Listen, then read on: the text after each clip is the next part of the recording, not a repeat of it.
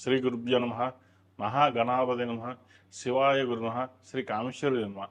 Tori శ్రోతలకి శుభోదయ శుభాకాంక్షలు. నేను మీ సోమేశ్వర శర్మ సిద్ధాంతి. మేషం నుండి మీనం వరకు ఉన్నటువంటి రాశి ఫలితాలు నా పరిజ్ఞానం సహకరించే వరకు ఈ వారం రాశి ఫలితాలను తెలియజేస్తాను. ఈ రాశి ఫలితాలు జూలై 5వ తారీఖు నుండి 11వ తారీఖు వరకు వర్తిస్తాయి.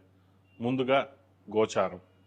వృషభ రాశిలో కుజుడు, మిథున రాశిలో రవి, కర్కాటకంలో బుధ గురువు, సింహరాశిలో శుక్రుడు కేతువు, కుంభరాశిలో రాహు, మేన్ రాశిలో శని. రాశి ఫలితాలు. తదుపరి వృషభ రాశి. వృషభ రాశి వారికి ఈ వారం చాలా వరకు అనుకూలంగా ఉంది. రాశి అధిపతి అష్టమాధిపతి అయిన శుక్రుడు చతుర్థంలో ఉన్నారు, కేతుతో కలిసి ఉన్నారు. ఆరోగ్యపరమైన కొన్ని చిన్న ఇబ్బందులు ఉంటాయి, జాగ్రత్త వహించాలి.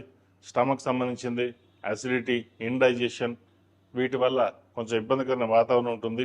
దూర ప్రాంత ప్రయాణాలు కలిసి వస్తాయి. వ్యాపారపరంగా మంచి అవగాహనతో ముందుకు వెళ్తారు. ఒక కొత్త కార్యక్రమాన్ని ప్రారంభించాలి, ఆ దిగ్విజయం చేయాలి అనే ఆలోచన ఎక్కువగా ఉంటుంది. లాభస్థానంలో శని వీరికి బలంగా ఉన్నారు. ఏదైనా ఒక కార్యక్రమం పెడితే అది పూర్తి చేయాలనే ఆలోచనతోటే ముందుకు వెళ్తారు. ఏదైనా సరే 10 మందిలో మనకు బాగుండాలి, వెళ్ళాలి అనే ఆలోచన ఎక్కువగా ఉంటుంది. ఇక్కడ విషయం ఏంటంటే మీరు ఎంత కష్టపడితే అంత ఫలితాలు బాగుంటాయి. దూర ప్రాంత ప్రయాణాలు, స్థిరాస్తి సంబంధించిన వ్యవహారాలు, రియల్ ఎస్టేట్ సంబంధించిన వ్యవహారాలు చక్కగా ఉంది. స్థిరాస్తులు వృద్ధిలోకి వస్తాయి. అదేవిధంగా ఒక స్థలం కానీ భూమిని కానీ అమ్మేసి ఇంకో చోట ఇన్వెస్ట్మెంట్ చేయాలి, లేదా సంతానం సంబంధించిన వ్యవహారాల వాళ్ళకి ఎడ్యుకేషన్ పరంగా ఏదో ఒక సహాయ సహకారాలు మనం అందించాలి, మన బాధ్యత నిర్వర్తించాలి అన్న ఆలోచనతో ముందుకు వెళ్తారు. జీవిత భాగస్వామితో చిన్నపాటి జీవిత భాగస్వామితో ఏదైనా చర్చించి ముందుకు వెళ్ళడం చెప్పదగినది.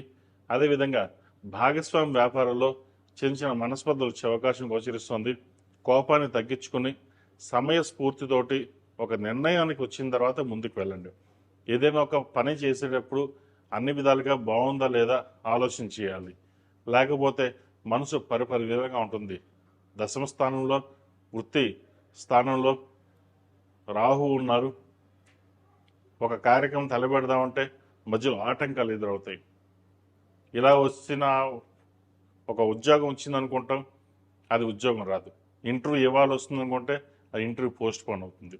అలాగా మనం ఏదైతే అనుకుంటామో దానికి ఆపోజిట్గా వెళ్ళడం అనేది జరుగుతుంది.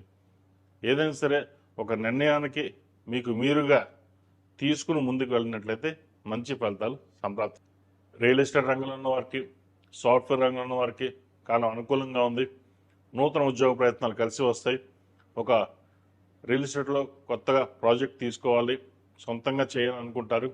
అయితే మీరు ఉద్యోగం చేసుకుంటూనే సొంతంగా కాకుండా ఎవరికైనా బాధ్యతను అప్పగించి పార్ట్నర్షిప్లో కానీ షేర్లో కానీ వెళ్ళడం అనేది చెప్పదగినది. ఈ రాష్ట్రంలో జన్మించిన విద్యార్థులకు కాలం చక్కగా ఉంది. విదేశీ వ్యవహారాలకు సంబంధించిన వ్యవహారాలు ఇప్పటి నుంచే ప్రారంభించడం చెప్పదగినది. దూర విద్య కోసం చేసే ప్రయత్నాలు ఏవైతే ఉన్నాయో సఫలీకృతం అవుతాయి. ఈ రాష్ట్రంలో జన్మించిన స్త్రీలకు చక్కగా ఈ వారం అనుకూలంగా ఉంది. వ్యయ సప్తమాధిపతి అయిన కుజుడు జన్మరాశిలో ఉన్నారు. భూ సంబంధించిన వ్యవహారాలు చక్కగా ఉంటుంది. కోపాన్ని అదుపులో పెట్టుకోవాలి. మీకు భూమికి ఉన్నంత శక్తి, ఓపిక ఎక్కువగా ఉంటుంది. ఏదైనా మనం సాధించగలం, ఇది చేయగలం అన్న పట్టుదల ఎక్కువగా ఉంటుంది. ఆ పట్టుదలతోటే మీరు ముందుకు సాగుతారు.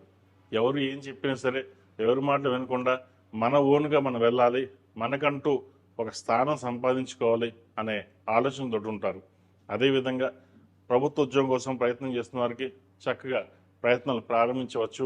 మంచి అవకాశం కలిసి వస్తుంది. ట్రాన్స్ఫర్స్ కోసం చేసే ప్రయత్నాలు చక్కగా ఉన్నాయి. ఏది ఏమైనప్పటికీ గడిచిన వారం కంటే ఈ వారం చాలా వరకు కొంతవరకు బాగుందని చెప్పచ్చు.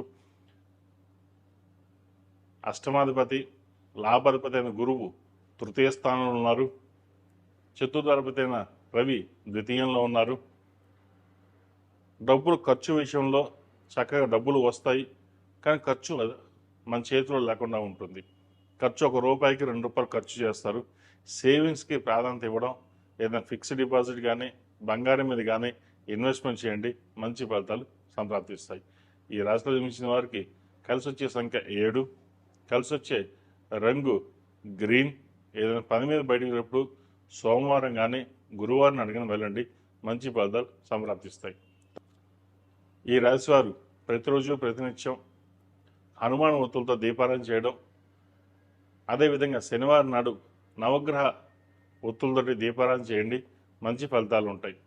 అదేవిధంగా వివాహ సంబంధించిన విషయవహారాలు వీరు సానుకూల పడుతుంది. ఒక మంచి సంబంధం కోసం ఎదురు చూస్తారు. అయితే సంబంధ విషయంలో జాతక పరిశీలన చేసుకుని ముందుకు వెళ్ళడం చెప్పదగినది. ఎందుకంటే మనకి నచ్చితే వాళ్ళకి నచ్చకపోవచ్చు, వాళ్ళకి నచ్చితే మనకు నచ్చకపోవచ్చు.